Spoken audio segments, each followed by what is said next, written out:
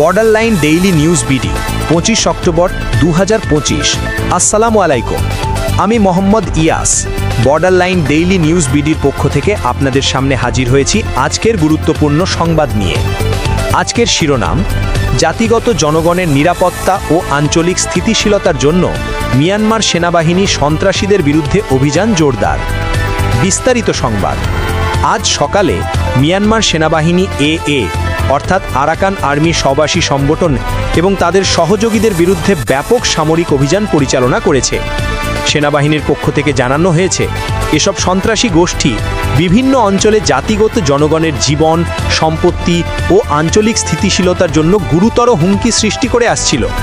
অভিযানের মূল উদ্দেশ্য হিসেবে জানানো হয়েছে রাষ্ট্রের সার্বভৌমত্ব ও আইনের শাসন প্রতিষ্ঠা করা, সন্ত্রাসী গোষ্ঠীর ধ্বংসযজ্ঞ থেকে জনগণের নিরাপত্তা নিশ্চিত করা, স্থানীয় জনগণের আর্থসামাজিক জীবন দ্রুত সামরিক করা এবং স্থিতিশীলতা প্রতিষ্ঠা করা। সেনাবাহিনী জানিয়েছে, সৈন্যরা পূর্ণ আনুগত্য ও সামরিক শৃঙ্খলার সঙ্গে দায়িত্ব পালন করছে। স্থানীয় জনগণের ক্ষতি না হয় সেদিকে বিশেষ নজর দেওয়া হচ্ছে।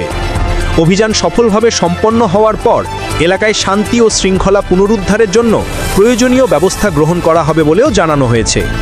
শেষাংশ: এটাই ছিল আজকের সংবাদ। আমি মোহাম্মদ ইয়াস, বর্ডার লাইন ডেইলি নিউজ বিডির পক্ষ থেকে আপনাদের সবাইকে ধন্যবাদ জানাচ্ছি। ভালো থাকুন, নিরাপদে থাকুন। আসসালামু আলাইকুম।